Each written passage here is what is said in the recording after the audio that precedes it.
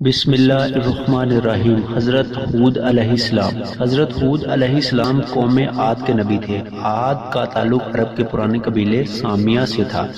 عاد عربی کا لفظ ہے، اس کا مطلب ہے بلند اور مشہور۔ قوم عاد کو کہیں کہیں عملاقہ بھی کہا گیا۔ قوم عاد حضرت عیسیٰ علیہ السلام سے 2000 سال پہلے گزری ہے۔ قرآن عزیز میں اس کو حضرت نوح علیہ السلام کے بعد آنے والی قوم کہا گیا ہے۔ عاد عرب کے سب سے بہترین علاقے حجر موت کے علاقے میں آباد تھی۔ ان کی آبادی عراق تک چلی گئی تھی۔ یہ لوگ بھی بت پرست تھے، بتوں کی پوجا کیا کرتے تھے، بت تراشنے کے ماہر تھے۔ ان کے جھوٹے معبود بھی حضرت نوح علیہ السلام کے معبود ہی تھے۔ کہا جاتا ہے کہ حضرت نوح علیہ السلام کی قوم کے بت طوفانوں کی وجہ سے زمین کی تہہ میں چلے گئے تھے۔ ابلیس مردود نے ان کا پتہ لوگوں کو بتایا۔ انہوں نے ان بتوں کو پھر زمین سے نکال لیا تھا اور ان کی پوجا شروع کر دی تھی۔ دراصل یہ سب بڑے بڑے بزرگ تھے۔ ان کے مرنے کے بعد شیطان نے اس زمانے کے لوگوں کے دلوں میں یہ بات ڈالی کہ ان بزرگوں کی عبادت گاہوں میں ان کی یادگار تعمیر کرانی چاہیے۔ چنانچہ ان لوگوں نے وہاں نشان بنا لیے۔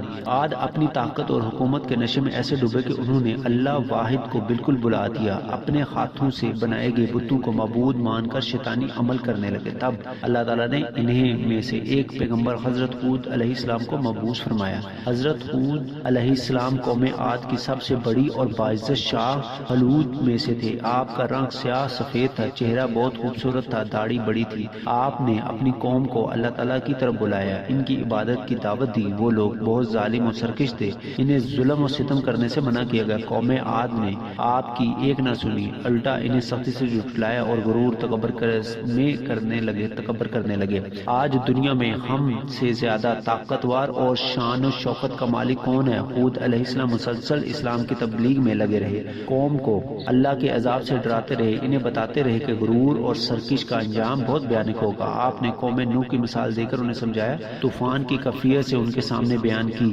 آپ نے ان سے فرمایا، اے قوم، اپنی جسمانی طاقت، حکومت اور شان و شوکت پر گھمنڈ نہ کر، بلکہ اللہ تعالیٰ کا شکر ادا کر کہ اس نے تجھے یہ دولت بخشی، خوشحالی عطا کی، لہٰذا اس کی نعمتوں کو نہ بھول۔ اپنے ہاتھوں سے بنائے بتوں کی پوجا سے باز آ جا۔ یہ نہ تجھے کوئی نفع پہنچا سکتے ہیں، نہ کوئی نقصان، نہ دکھ پہنچا سکتے ہیں، نہ سکھ۔ موت اور زندگی، نفع اور نقصان سب اللہ کے ہاتھ میں ہے۔ اے قوم کے لوگوں، مانو کہ تم ایک مدت سے نافرمانی کی زندگی گزار رہے ہو، مگر آج بھی اگر تم توبہ کر لو اور باز آ جاؤ تو اس کی رحمت بہت وسیع ہے۔ توبہ کا دروازہ بند نہیں ہوا، اس سے معافی چاہو وہ بخش دے گا، اس کی طرف لوٹ جاؤ وہ معاف کر دے گا۔ تقوی اور اطاعت کی زندگی گزارو، وہ تمہیں دن دگنی اور رات چگنی ترقی عطا کرے گا، بہت عزت دے گا اور مال و دولت میں اضافہ کر دے گا۔ آپ انہیں تبلیغ کرنے کے ساتھ ساتھ یہ بھی فرماتے، میں تم سے کسی اجر اور بدلے کا خواہش مند نہیں، میرا اجر تو اللہ ہی کے پاس ہے۔ یہ بات خاص طور پر انبیاء کرام سے متعلق ہے۔ کوئی انبیاء کرام کو یہ طعنہ نہیں دے سکتا کہ وہ دین کی تبلیغ کر کے مال طلب کرتے ہیں یا حکومت مانگتے ہیں۔ وہ نہ تو قوم سے دولت مانگتے ہیں، نہ ریاست، نہ عزت، نہ کوئی اور چیز۔ وہ تو صرف ایک ہی بات کہتے ہیں، یہ کہ ایک اللہ کی عبادت کرنے والے بن جاؤ۔ حضرت ہود علیہ السلام حضرت نوح علیہ السلام کی 5ویں نسل میں سام کی اولاد ہیں۔ قوم عاد کے 13 خاندان تھے۔ امان سے لے کر حضرت موت تک ان کی بستیاں تھیں۔ ان کی زمینیں سرسبز شاداب تھی، ان میں ہر قسم کے باغات تھے، رہنے کے لیے بڑے بڑے شاندار محلات بنائے گئے تھے، بہت قد آور لوگ تھے۔ اللہ تعالیٰ نے دنیا کی ساری نعمتیں انہیں عطا کی تھی۔ اپنی طاقت اور شان و شوکت کے نشے میں یہ لوگ کہنے لگے تھے، آج ہم سے زیادہ طاقتور کون ہے؟ رب العالمین کی طرف سے ان کی طرف نعمتوں کی بارش ہو رہی تھی اور ان کو چھوڑ کر یہ لوگ بت پرستی میں مبتلا ہو گئے تھے۔ اللہ تعالیٰ نے ان کی ہدایت کے لیے حضرت ہود علیہ السلام کو نبی بنا کر بھیجا۔ آپ خود انہی کے خاندان میں سے تھے۔ آپ نے بار بار انہیں ان الفاظ میں تبلیغ دی، اے میری قوم، بت پرستی چھوڑ دو، ایک اللہ کی عبادت کر، عدل و انصاف سے کام لو، ظلم و ستم سے باز آ جا۔ قوم عاد اپنی طاقت کے نشے میں مست تھی، آپ نے بات نہ مانی۔ اس کے نتیجے میں اللہ رب العزت کی طرف سے ان پر پہلے عذاب کا آغاز ہوا۔ پہلا عذاب یہ تھا کہ 3 سال تک ان پر بارش نہ ہوئی، ان کی زمینیں خشک ہو کر ریگستان بن گئی اور باغات جل گئے۔ اس پر بھی ان لوگوں کی سرکشی میں کمی نہ آئی، شرک سے باز نہ آئے، بت پرستی نہ چھوڑی۔ اب ان پر 8 دن اور 7 راتوں تک شدید قسم کی آندھی کا طوفان آیا۔ اس آندھی نے ان کے رہے سہے باغات اور محلات کو بھی زمین میں بچھا دیا۔ آندھی اس قدر شدید تھی کہ ان کے جانور گھر اور وہ خود ہوا میں اڑنے لگے، پہلے اڑتے پھر سر کے بل زمین پر گرتے اور ان کے سر پاش پاش ہو جاتے۔ اس طرح پوری قوم، پوری کی پوری قوم عاد تباہ برباد ہو گئی۔ اللہ تعالیٰ کا ارشاد فرمایا، ہم نے جھٹلانے والوں کی نسل کاٹ دی۔ مطلب یہ کہ چونکہ قوم عاد پوری کی پوری تباہ کر دی گئی تھی، اس لیے آئندہ ان کی نسل کا سلسلہ ختم ہو گیا۔ حضرت ہود علیہ السلام اور ان پر ایمان لانے والوں نے عذاب کے وقت ایک گیردار جگہ میں پناہ لے لی تھی۔ یہ عجیب بات تھی، اس طوفانی ہوا سے بڑے بڑے محلات تو گر گئے، مگر اس گیردار جگہ میں ہوا معمول کے مطابق چلتی رہی۔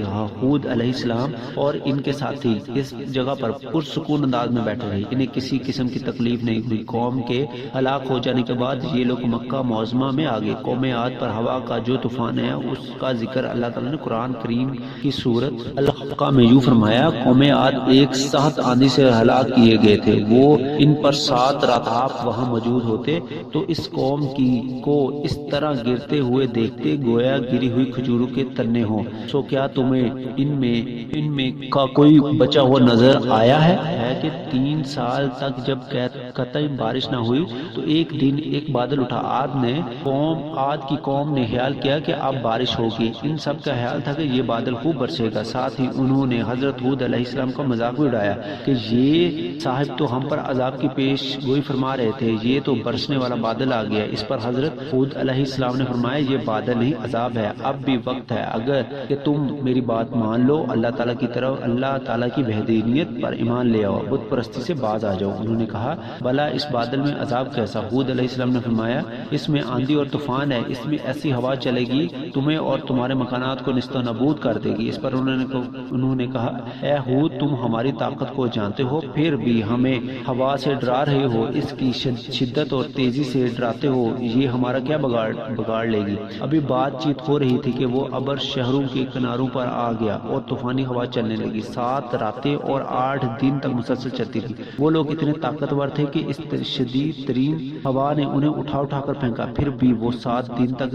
زندہ رہے اور آخر 8ویں دن سب کے سب بے جان ہو کر گر پڑے۔ کوئی اپنے مکانوں میں مارا گیا اور کوئی باہر، اور اللہ تعالیٰ نے ان کے ساتھ ان کے مکانات کو بھی زمین کے برابر کر دیا۔ حضرت ہود علیہ السلام کی عمر مبارک 464 سال ہوئی تو آپ اس دنیا سے رخصت فرما گئے۔ قوم عاد کی تباہ شدہ بستیوں کے آثار اب بھی باقی ہیں۔